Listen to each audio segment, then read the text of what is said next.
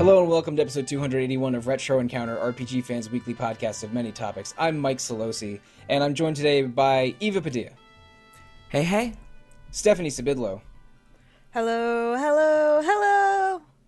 And Quinton O'Connor. Hi, hi, hi. Hi. Is that? Never mind. Not going there. Anyway, Eva, Steph, and Quinton. We're here to... We are RPG masters, here to talk about so many amazing RPGs today. Now that makes me think of DMC Masters, which is something completely different. That is kind of like a fighting game, but that's neither here nor there. I'm here to address a specific social media concern that I've seen happen many times over the years. Eva and Steph, you are on the social media staff at RPG Fan, and you probably are used to seeing some of the same queries over and over, like getting corrected for some minute nonsense. Or if I had a nickel for every "it's not an RPG," I'd have a modest $9.50. That's pretty good. You know, I could still buy myself lunch with it. Yeah. Yep. Exactly. And Eva, what's one query that you're maybe a little tired of seeing over and over? People telling me that I've gotten the wrong screenshot from from a different game in a 10-game series, where it's oh, I'm sorry that this part of this collage is from Trails of Cold Steel 2 and not from Trails of Cold Steel 1. Oh my god, how could you? Yeah. Things like that. Ruined forever. They're wearing their uniforms in the first one, and they're wearing cool jackets in the second one. I need my voice. That is true. But even though I've played most of those, I still wouldn't be able to keep them all straight together. And some of those games are made 15 years apart. But the point being is that there's some queries that we hear from readers and listeners, mostly in the social media setting, that are a bit somewhat recurring, or even eye-rolling or annoying. But I'm just going to put this one forward. I have to. It's the whole Zelda is not an RPG thing. I don't care anymore. And if you're going to bug us about it, then go bug RPG Gamer and RPG Site about why they cover it too. That was like a bullet fired across the earth right there. I know, but that's how long I've had it pent up. And we're probably going to get some hate mail after this, but... Oh, I don't care. The show doesn't actually get mail unless I beg for emails for 2 months for an episode multiple of 50. But Steph, you brought it up a couple times. One of our most common responses is "that's not an RPG" or "Zelda's not an RPG," or even just a "not an RPG" Facebook comment. Those are intellectually lazy and generally useless. But I think that maybe for the first time we should acknowledge those social media responses. So we 100%. Are going to play Judge and Jury, or Judge and Judy, however you're supposed to say it. Judge and Judy. For whether a certain game is an RPG or not. This episode is entitled "Is That an RPG?" And we've assembled a list of several borderline RPGs or arguable RPGs. RPGs. We'll see, Steph. We're gonna go down the list and try to figure this out. But we've assembled a list after collaborating and brainstorming a little bit before hitting record, and we're going to try and figure out if some of these games are RPGs and thus should be covered by RPG Fan. I know that there's we probably have different feelings about different genres, about how much RPG elements constitute an RPG, but we're not going to make hard and fast rules here. We're not going to count levels or set very explicit guidelines as to what something is an RPG or not. We're going to just discuss these games one by one and then come to a final judgment. And although I almost did, but we did not put Judgment from the Ryuga Gotoku studio on this list. I thought about it, but we didn't. Now, the first game on our list is, maybe you've heard some of these words strung together before, Dissidia Final Fantasy.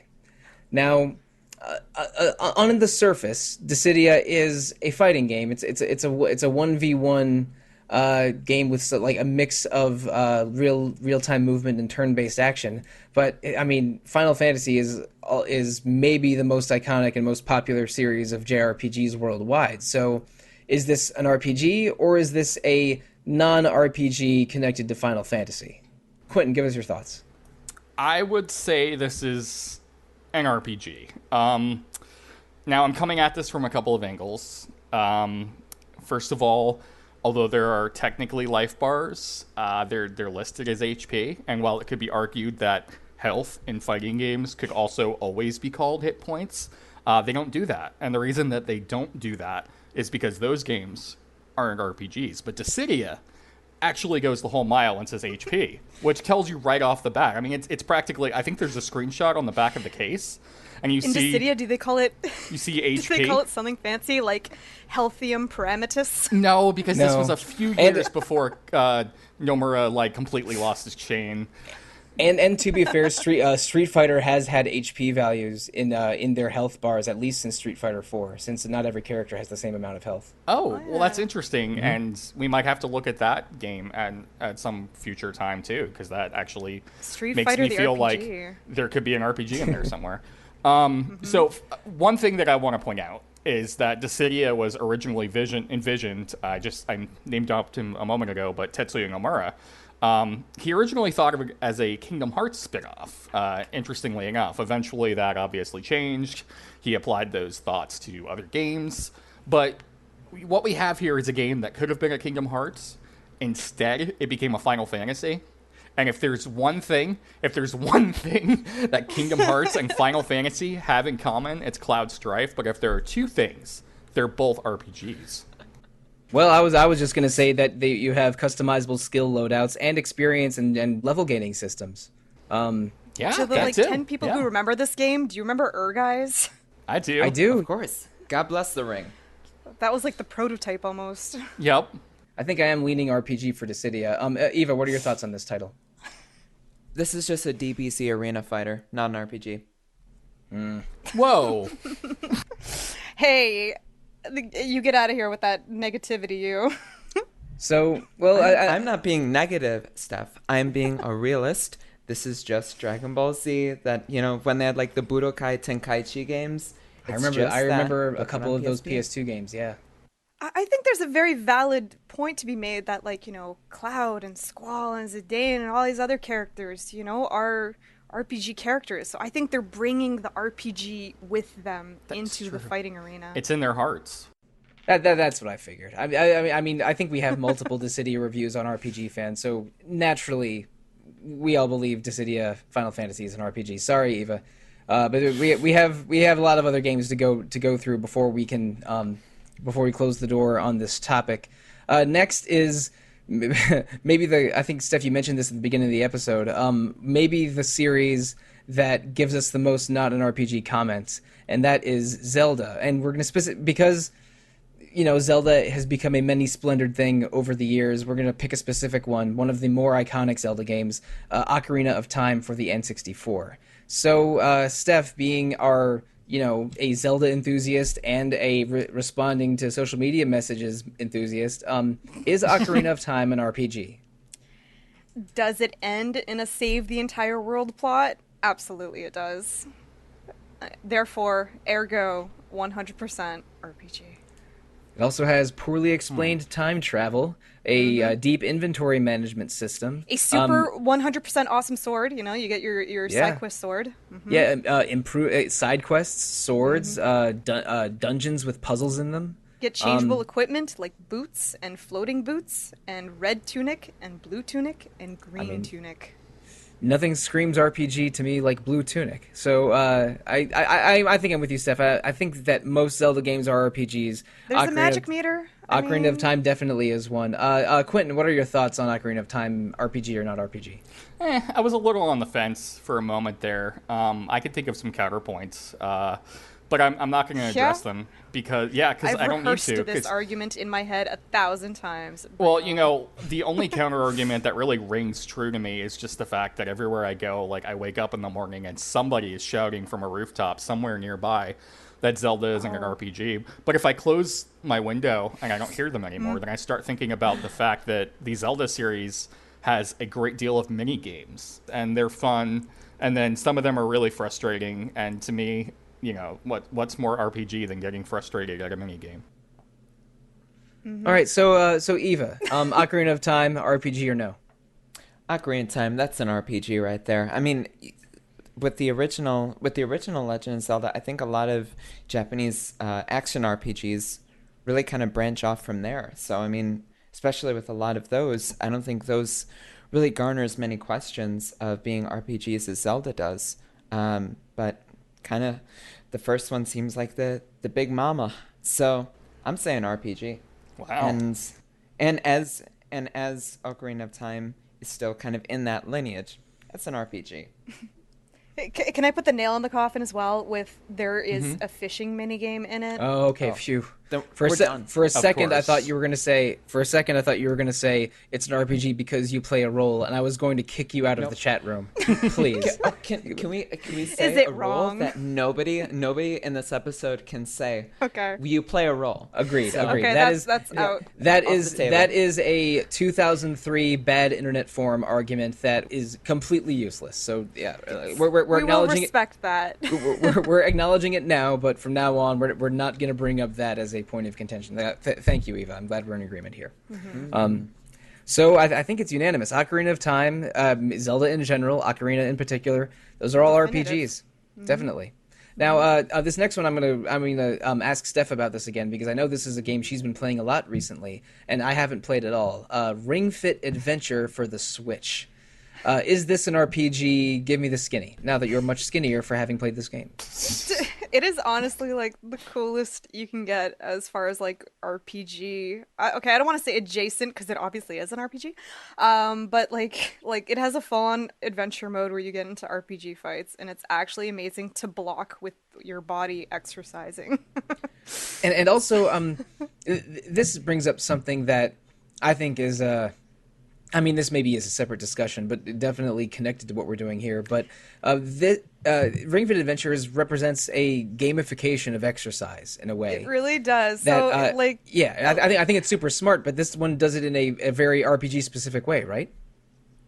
yeah, like not to be on the nose with today's discussion, but like it does genuinely have like an actual RPG adventure mode, and it actually does segment level ups by your progress. So I actually think that's really cool because it's probably the most literal interpretation of like leveling up, and you put the ring against your abs to do an ab guard, so you're actually defending against actual enemy attacks. Yeah. So it's actually really cool. There's even a skill system. You have recovery items in the forms of smoothies. And a whole bunch of like little mini games and quests that you actually complete. So it is a bona fide, genuine RPG adventure. Awesome. Eva, have you played Ring Fit Adventure? Because I mean, I didn't ask you or Quinton this ahead of time, but for a while this game was actually pretty hard to find. Have you gotten a chance to play it? I have not gotten a chance to play it. The only kind of collision of RPGs and exercise that I do is when I play tactics on my workout bike. Hey, it works. I used to play Final Fantasy V Advance on an elliptical, and one day that ended badly, and I never did that again. No. Ring Fit Adventure, interesting combination of video games and exercise. You even change your gear. You change your exercise equipment. You do. Ooh. Yeah. And the evil final boss, is an evil fitness dragon who looks ridiculous in his unitard. He's Evil super Fitness duper Dragon. buff. That's a magic card I don't remember But it from is back in an the day. evil dragon, and any game with an evil dragon is automatically an RPG. So there's a lot going on here Statistically. in favor of Ring Fit Adventure being an RPG, but I can't shake the feeling it's more of an on-rails horror game. Personally, I think I can see the RPG glimmer in there, but you're going forward, and you can't really. I mean, maybe you can go backwards a little You bit. are I don't know. It's in the sweating, box. and it is horrific. I haven't started playing yet. But from everything, I mean, I've watched people play, and it seems horrifying because if you think that you can do something and then you can't, and just there's like dread, that it's existential dread when you realize like, wow, quarantine has done a number on me. And then it's on rails, and so I mean, I think it's RPG adjacent was a nice word that you used, or 2 words technically, or 4 words, because RPG is an acronym. That's Role-playing true. game adjacent. That said, I know when I'm outnumbered. I know when I'm not wanted. So I think it's 3-1, and I can't beat that. Oh, Quinton, you're wanted. You're just wrong. Well, thank you. So far, we're 3 for 3 on RPGs in this episode. But Quinton believes Ring Fit Adventure is a horror game. I think a lot of people would believe this next game is a horror game. But we're going to try and figure out if it's also an RPG. Eva, you submitted for the approval of the Midnight Society Resident Evil 3 Nemesis, which is a PlayStation game that had a recent big fancy remake. So first of all, do you believe it's an RPG? And second of all, when you played it recently, was it the PlayStation 1 or PlayStation 4 version? Yes, I do believe it's an RPG, and right. I played the PlayStation 1 version. Oh my. Ooh. Mm-hmm. Yeah. Nice. So basically in this RPG. in this game, it's straight up it's an RPG. And one of the main things is how ammo works in this game. Because you basically have a skill-based level up system with the ammo, and the more times you utilize the ammo, basically you're able to craft better ammo, or you're able to craft more ammo, and so it kind of has this constant leveling up for your main character, which is Jill. And during this, you can get better equipment by killing Nemesis when he shows up, because you could run from him each time, but you get to make the decision whether you want to try to fight him. And at least in the PS1 game, this isn't so for the PS4 game, there are multiple times when you're confronted with a choice of 2 different paths in the game. They have like an A scenario and a B scenario that you get to go through. That basically it stops time for a little bit and you have to choose which way to go. So it is linear, but it is a choice-based narrative in a lot of ways as well. So branching narrative paths, pretty detailed resource management tied to the moment-to-moment action, and in Nemesis, there's a sort of recurring boss character that, with multiple ways of resolving that kind of encounter. Am I following you here? Yes. Interesting. Because I think I've played as Nemesis in Marvel vs. Capcom 3 more than I've actually tried to play Resident Evil 3. I don't play very many horror games. Steph, I know you at least enjoy some Resident Evil, because you and I have talked about Resident Evil 5 before. But what are your thoughts on Resident Evil 3, specifically if it's an RPG or not? It is absolutely an RPG. Yes. I don't know. Anytime you play as a lady in a short skirt, it is probably because it is. Whoa. Because it is an RPG. I am so glad. Okay, related to this discussion, I am so glad that Tifa went from a immobile miniskirt in FF7 to a pleated skirt that can actually give you freedom of movement in FF7 Remake. That was such a welcome costume change. People were losing their minds about that. So little changed. So little changed, but she went from a nonsense skirt to a sensible skirt for a martial artist, and I appreciated that very much. Quinton, you haven't said much on this topic yet. Have you played Resident Evil 3? Do you think it's an RPG? Yeah, I mean, the only reason I didn't say anything was because I thought it was obvious. Like, out of everything on this list so far, the only thing that I could look at and, like, not even blush, like, my cheeks aren't doing anything. I'm just like, I can't imagine anything else but RPG when I read RE3 Nemesis. Interesting. I love this. I'm going to abstain. I don't think I know enough about this game. I don't know how. I haven't played it, so I don't really know if it feels like an RPG or not. It does. I think we're going to give this game a 3-0 pass, with me abstaining from the vote. But let's talk about a game I actually have played, and a game I quite adore. One of my favorite Super Nintendo games. Maybe you've thought of it as an RPG before, maybe you haven't. Kirby Superstar. Kirby Superstar. That is what you are.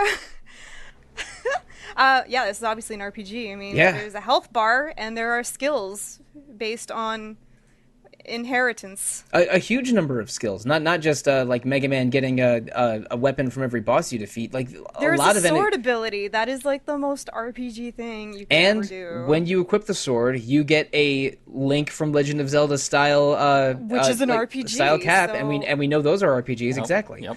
So it's stringing the RPG along with it. That's just how it works. And also, Kirby Superstar, for listeners, in case you're not familiar, has like several game modes that you choose between when you play, and you unlock more by playing more, etc., etc. And like one of them is a pretty normal interpretation, like Dreamland style Kirby game. One is called Dynablade, where you fight this giant bird. One is the fight against Meta Knight, which has like visual novel style cutscenes in between you attacking Meta Knight's ship, which definitely my God, why didn't I ever think of it like that? Yeah, which give you a more narrative focus than any previous Kirby game. But my favorite game mode, which is RPG as hell, is the Great Cave Offensive, which is all about navigating a dungeon, fighting giant bosses, and collecting treasure. This is Kirby Superstar is the first loot RPG. See, to me, a great RPG has to have deep characterization. I mean, I want to see the character change throughout the game. And Do you know how much Kirby lore there is? Exactly. Do you know how much he changes in this game? He changes constantly. Sometimes he changes into a UFO, and that's just weird. I can't even count the number of times that Kirby changes throughout the course of Kirby Superstar. I think he starts off in one form of spherical entity, but he becomes so many other entities, and many of them aren't entirely spherical. And by the end of the game, I just feel like he's traveled on such a journey. I love the character, I love his arc, and I love Kirby Superstar, which is an RPG. Yep.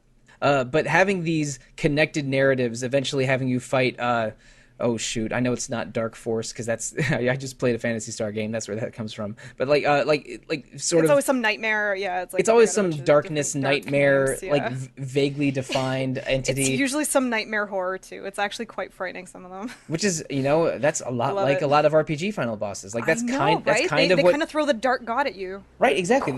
A vaguely defined like incarnation of evil or darkness. That's exactly what JRPGs do.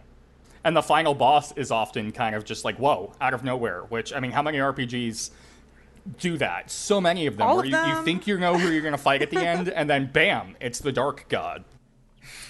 Eva, have you played much Kirby Superstar? Because I know that you haven't played quite as many retro games as old people like Steph and I.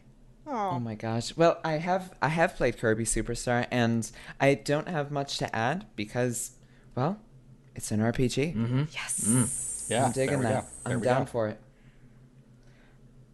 Okay, so that's unanimous. Kirby Superstar, one of the best RPGs on the Super Nintendo. Please don't at me. Better than Chrono Trigger. Right up there with Chrono Trigger. Yeah. Yeah, right up there. I'll put him in the same tier. But I mean, Chrono Trigger is very, very personal to me. It's my favorite game of all time. So like, I'll put it a notch or two below Chrono Trigger. But definitely an RPG. Definitely a SNES RPG. Definitely one of the best SNES RPGs. But this next game is not a SNES game, and I haven't played it nearly as much as my time with Kirby Superstar. Quinton, tell us a little bit about Hatoful Boyfriend. Sure. Well, first of all, it's an RPG. I would all right. Say it's a role-playing game. Yeah. Putting that right in the thesis statement. Okay. Yep. To elaborate a little bit, how many RPGs out there, in your lifetime, have you noticed that if they get successful enough, they get drama CDs, they get books, they get like a web radio thing, a web series, plus production line, action figures. Only the best RPGs. Yeah. Exactly. And one of the best RPGs is Hatoful Boyfriend, A School of Hope and White Wings. It originally came out in Japan. That name is so RPG. It is. It originally came out Japan, just like a lot of RPGs. It needed a fan translation for a while, just like RPGs. Once it became obvious that there was a Western interest in the game, it came out officially, just like many RPGs. I mean, I could keep going, but I think the one thing that I want to focus on the most is that the characters in this game are just absolute RPGs. You have, for example, a sickly but hardworking childhood friend. She's an RPG. You have like a snobbish French aristocrat. He's an RPG. You got a popular and flirtatious but strangely secretive fantail pigeon. RPG. A quiet, bookish mourning dove who never seems to leave the library. I mean, this writes itself. Yeah. This is an RPG through and through. In fact, Quinton, stop me if I'm wrong, but the term RPP started coming out around this time for role-playing Pigeon. Yep, and it sure did. A lot of people started to kind of, pigeon in on this and start, poking in on this trend and talking pigeon to each other. You just did that. Wow. You just, 1, 2, 3. There were 3 things going on in that sentence. Do you understand me? I do. Yep, see? We're pigeoning. We're pigeoning. Okay, Eva, I don't understand pigeon language, but I typically do understand you when you are eloquently explaining things to me. What are your thoughts on Hatoful Boyfriend and its RPG status or not? Well, first of all, I do understand pigeon, and I wish you wouldn't talk about me like that, Steph. Oh my! Wow. I'm sorry. Excuse me. I think that anything with this many pigeons has to be an RPG.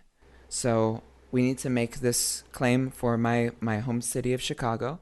We need to say this for New York. Mm-hmm. These places are RPGs. Whoa. That was beautiful. That stuck with me. Now, I live in a boring, soulless suburb with a lot of good Vietnamese and Korean food, but not very many pigeons. But I do know a little bit about this game because I listened to the How Did This Get Played episode on Hatoful Boyfriend. The non-linear gameplay, the complicated webs of dialogue trees as you romance these various pigeons, the low-key, terrifying post-apocalypse dystopia that you're navigating in this game. A lot of that screams RPG to me. So even though I have not played Hatoful Boyfriend, I completely support the idea that it and generally navigating the complex social structures of pigeon civilization are RPGs. Oh. Thank you. I did not expect such a deep conversation. Ava, I want to apologize to you on behalf of Toronto pigeons. I meant no offense to Chicago pigeons. That's okay. We are all pigeons together. We are. Does this game take place Saturday in the park? At points. No. Yes. Maybe if it's 20. Maybe if it's 25 or 6-4. That might be the. That might be the reason. All right. Okay. If we're talking about soft rock bands named after American cities, maybe we should move on to the next game. We're basically in agreement. Hatoful Boyfriend is a game probably the biggest RPG on this list so far. Jeez. Look, Kirby Superstar is 5 RPGs rolled into one, so I'm not going to agree with that statement. But Nemesis is 10 RPGs rolled into one. Okay, we're turning this back into a contest, are we? Okay, but how many RPGs is NHL 20 rolled into one? Because I mean, there are 30 teams in the NHL, aren't there, Steph? So is this 30 RPGs? So yes, absolutely. As a matter of fact. Okay. I was trying to tell a joke, but continue, please. So it only dawned on me recently, just how important this was, especially to myself as a Canadian, is that we started playing this game and we were able to do something that we had never ever seen in real life, and that was the Toronto Maple Leafs for almost 3 years in a row winning the Stanley Cup. Oh my, that's really putting the fiction in historical fiction. You have no idea. There was no other way for Canadians to feel this same euphoria and fantasy as we could with NHL 21. So, the one thing about RPGs that I love is that it puts you in fantastical, impossible scenarios. And watching the Toronto Maple Leafs win an NHL title might be as fantastical a scenario as I could imagine. And I'm a fan of the Washington Wizards, okay? So, I know a thing or two about rooting for teams that never win anything. So, Eva, I know that you do follow at least some professional sports. I don't know how much of a hockey fan you are, but what are your thoughts on NHL 20 as an RPG? I have no thoughts. I'm abstaining from this because I have no interest in hockey. I would rather watch golf. I don't have any interest in frozen soccer. Oh, my God. Thank you very much. Oh. Frozen soccer. So Eva is anti-hockey. Quinton, what are your thoughts on NHL 20 as an RPG? I'm not anti-hockey per se. I just don't know much about it. But I will say, looking it up here a little bit on Wikipedia, bit of a questionable thing to do in the middle. But I wanted to do some research, and I noticed that it's got some dialogue options. It's got like swords. Yep. Where it's like hockey sticks, but hockey sticks are like swords but blunted, and I think they fight each other. There is fighting. Hockey swords. Yep. I mean, wow! I just said hockey swords. Sword. But hockey sticks are. I mean, they're kind of naginata-like, right? Mm-hmm. I think with NHL 21, like, there's a lot of cooperative stuff between like teammates who are characters and they work together to like save the world or whatever. But then if something goes wrong, like, they'll take their naginata, as was so eloquently said just now. Hockey-nata, please. Yeah, hockey-nata, and they'll just like fight each other, and there's probably HP there somewhere. And then also the Xbox One version has an 82 on Metacritic, and do you know how many RPGs have 82s on Metacritic? So like, I'm leaning RPG on this one. I think that NHL 20 definitely is an RPG.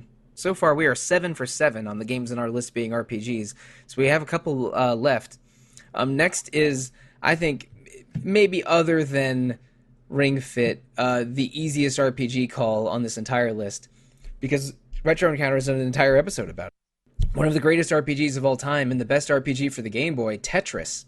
I don't even know why I put it on here. Like, it's so obviously an RPG, from the different statistical manipulation to the probability manipulation, to the puzzle solving, to the dungeons, because the Tetris is you're trapped in a dungeon and trying to build your way out of it, sort of. To the customizable music tracks. This is it's the best RPG for the Game Boy, and I think one of the defining RPGs of its era.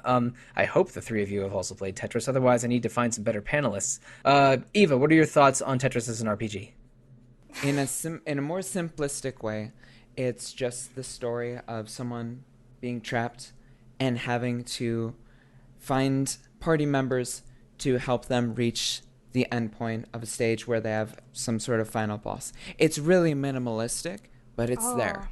Yep. So you know what? I'm thinking it's an RPG, dog. It's an RPG. You're talking about party members. I mean, Tetris is a game from over 35 years ago, so I'll give it a pass in this regard a little bit. But back then the characters were very simple shapes. Yeah, but I mean, there's balance issues in Tetris is the problem, because the line piece is the only way to get to max damage. Yeah, the only way to get to max damage in the game is to use specific strategies surrounding the line piece, which is, a game made in the 2010s wouldn't go that way. There'd be a little bit more thought to character balance, but I mean, it's definitely definitely an aspect of the job system of Tetris. Quinton, what are your thoughts on this classic? Well, Tetris is a nightmare to me. I respect it vehemently. I think it's an important cultural touchstone. As an RPG? Well, I'm getting there. I think it's an important cultural touchstone, not just in gaming, but in human history. But at the same time, it scares me. Like, you're trapped in this dungeon, as was stated, and there's these things coming at you, and you got to think. And being trapped in a dungeon, things coming at me and thinking, like, that's a really bad combo for me. So I think that it could be an RPG, but I love RPGs, and RPGs don't frighten me. And Tetris does.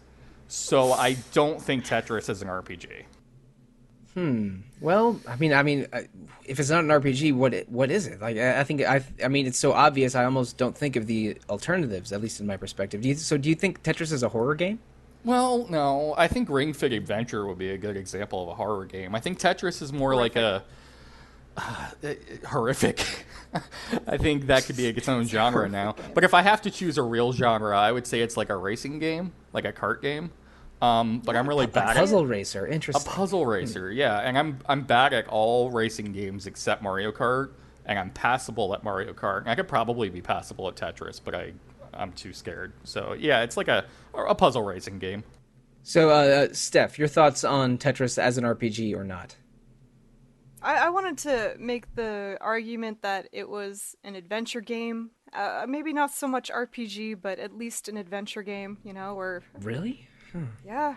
Yeah, because of the pieces and the music, of course. I don't really have an opinion on this one. All I want to know, though, is, like, what is everybody's favorite character in Tetris? Is it the L block? Is it the square block? Now, okay, a lot of people will say line piece just because it's obviously the most powerful character. I want to forget the line character. It's OP. It's cheating. Yeah, it's the Orlando of the game of Tetris. I understand. It wasn't gonna be. That wasn't my choice either. Thunder God. I was gonna RPG. I actually go a slightly different from the more popular L block. I like the J block because like the L block is sort of the everyone's go-to for a three-liner strategy, but I like the J block a little bit more because you can fit a Z block into it nice and snugly, and I like working right to left instead of left to right because I'm a weeaboo who likes to read manga right to left. So yeah, my choice is the J block. I'm an L block person myself. Yeah, no, I totally understand the appeal of the L block and S or Z blocks, but I mean the real weirdos that say T block, I don't even know what you're thinking. Like whether you're doing a 2-block, a 2-line or a 3-line strategy, it just creates extra nubs everywhere. I don't get those T block people. I think my favorite Tetris character is the backgrounds. They've done a lot of great work with the backgrounds character over the years. There's so many different backgrounds and the different versions of Tetris. Isn't there one where it's like all fireworks or something? I really like that. Tetris Effect? Yeah, that one. Technically, yeah. And also, we're talking about Tetris as a cultural touchstone. I mean, you can't tell the history of communism without Tetris. Because as one of the most marketable products of the Soviet Union, right up there with Rubik's Cubes, maybe the Soviet Union was just really good at blocks. It was the first piece of software originating from the Soviet Union to be sold in America. So, an extremely important historical artifact, Tetris. Eva, I think we won this battle 2-1-1. Yep. Tetris is an RPG. Yep, you did. We split them. We split them. Sometimes you want the knockout every time, but sometimes you got to take the decision win. Mixing sports and RPG metaphors is my bread and butter. Hockey nata. Anyway, all right. Your sword and butter. Let's sheathe our naginatas and put away our Soviet blocks. We have one game left to discuss, and this is the most challenging, soul-destroying game I've ever encountered. I only played this game for a couple years, and darker and more soul-destroying than Dark Souls. For sure. It is the Dark Souls. Yeah, it's RPGs. It's the Dark Souls of RPGs, the Dark Souls of life experiences. The final game on our list to determine whether or not it is an RPG is working a retail job. Ugh. I like it's making me cringe a little just saying that. Listeners, you probably know this. I know I've talked about myself a lot on the podcast over the years. I work at an engineering office now, but for many years I worked for the park service, including a park kiosk selling snacks and maps to park attendees. And let me tell you, that's the most difficult RPG grind I've ever encountered, and I beat the 7th Saga. So don't say I don't know what an RPG grind is. There's no bigger role you're playing than a happy employee. You like, yep. I mean, yep. Joker in Persona 5 puts on many masks, but I don't know if any mask is quite as impossible as faking joy in working a retail position. You know, at least in RPGs, when you take on a new role or you get like better equipment or something like that, you get some sort of level up. But you know, when you work in retail, you take on all these different jobs and your kind of job vocabulary increases and stuff, but then you still don't get paid more. So it's just like a really poorly designed RPG. Like it is an RPG, but it's like the beyond the beyond, you know? Yeah, or like Final Fantasy 2. Like your stats keep going up, but it doesn't matter in the end because you're all basically the same level. Right, and the only way you level up is by just beating the stuffing out of yourself. Yep. Yeah, exactly. You know, I have a lot of... You train yourself, you know, and grind. Mm-hmm. Yeah. I have a lot of memories involving retail and grocery. I mean, they're basically interchangeable. I used to climb ladders to get to the top of, like, the frozen aisle. And then you're standing there and a little bit of vertigo kicks in. And mind you, I grew up on the 16th story of a 32-story building. So when vertigo kicks in for me, something's going wrong. And then I realized what the deal is. And it's because the top of the frozen the big long frozen refrigerator. That's totally the term for it. We're going with it. But it was starting to like cave in a little bit from just decades of overuse. And as I was standing there, I almost fell through like just this production line's worth of frozen pizzas. It occurred to me that was a big dramatic moment in a role-playing game. It was that's like hanging from a frozen cliff in the Himalayas in Uncharted 2. Yeah, it was like the end of disc 1. And I didn't fall, so it kind of cheated out the drama there a little bit. But when I got down the bottom and I realized that I this is a grind and this was going to be my life for months, if not years, I can't think. There's no more RPG than working retail, except maybe Resident Evil 3 Nemesis. When you're working in the frozen food aisle, do you ever have to pause and warm yourself up like in FF7 in the Great Glacier? Yeah, you do. Jog on the spot and. Quinton, didn't you have your anti-vertigo accessory equipped that day? Well, no. The reason that I didn't was because I'm dumb. I should have equipped from it the shop. I really should have. Yeah. You only have one accessory slot, and you had your anti-freeze accessory equipped. Yeah, that's what it that was. Makes sense. That's what it was. Yeah, Just makes too much sense. Resource allocation, decision making, the important parts of RPGs. Eva, how much have you grinded at working a retail position? For retail and grocery for few years, probably about half of my working life. So I've tried fighting Dark Aeons in Final Fantasy X, and none of them are as difficult or can prepare you for a customer when you're checking out groceries for someone, and they say you check out. You slide along nipple cream for them into a bag, and they go, this is the best nipple cream. And I go, okay. And they say, you're just going to need that. You're just going to need that for, your girlfriend or something in a few years. And, I've figured out responses for many different bosses, both in JRPGs and retail. Right. And I never figured out the right one for that, so I just went, yeah. Well, one of the few times in my life where I was truly speechless, because normally I will have a response to everything, was once an elderly woman came up to me when I was working at the park, and she asked me where all the squirrels went, and I just. I heard, where did all the squirrels go? And I just paused and was briefly contemplating nothingness because I did not know where the squirrels wherever went. Squirrels go. But where do they go when you're in a lakefront park in the middle of the woods? I really dislike how a lot of retail, RPGs, because they're definitely RPGs. They really need to work on their NPCs. Like the behaviors are very predictable. The dialogue is just like the same thing over and over. If I had a nickel for every time that an older gentleman came through one of my lines when I was working as a cashier, and if something didn't scan it first, went, and I quote, "Ho, must be free." No, yeah, and I'm like, I just started winking at them, like, "Oh, that is witty. Please get out of my life." I bet a lot of our listeners knew what you were going to say right there because yes, all of us have heard it a bajillion. With all those nickels, do you have more than the $9.50 that Steph has from being told that Zelda's not an RPG? I got like $9.65 over here. Oh man, nice. So many nickels. Well, I was telling you all just before, right? Like, when I worked at EB Games, there was always that component of how you had to talk to people and dealing with people. You do get very angry mid bosses who will give you a lot of trouble. Mm-hmm. Yeah. One time, one of them threw a case at my face. You cannot do the Dragon Age 2 thing of just picking the snarky answer every time. That won't work out. No, I wish. But yeah, someone threw a case at my face and dodged it with my very good evasion stat. And I gained charm points immediately after. I believe it. Cool. I believe it. That was very cool.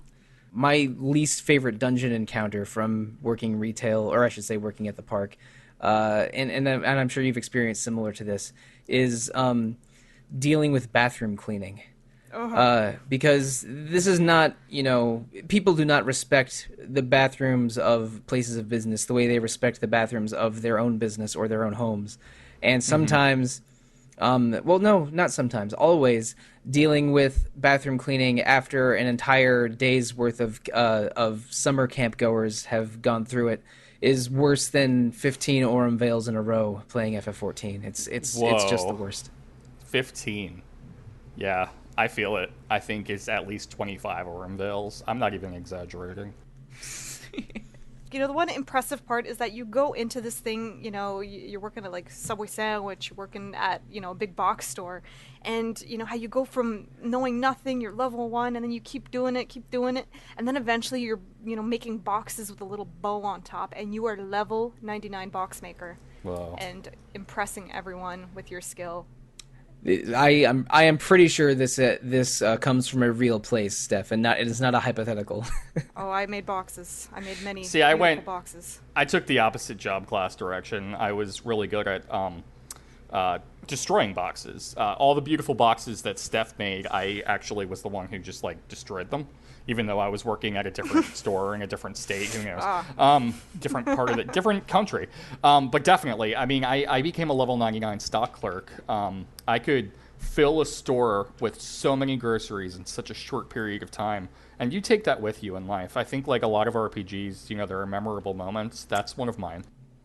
And, you know, I really got the world map experience working at the park where I used to, because often I was either a manager on duty or working security, and just navigating this extremely richly detailed space over and over so many times. I know the trails of that park better than any world map I've ever encountered in an RPG, like working retail. Mm-hmm. And my awareness stat got real high from dealing with trespassers, including streakers a couple times, stolen cars, left at least 3 or 4 police officers trying to hook up in the back of their squad cars.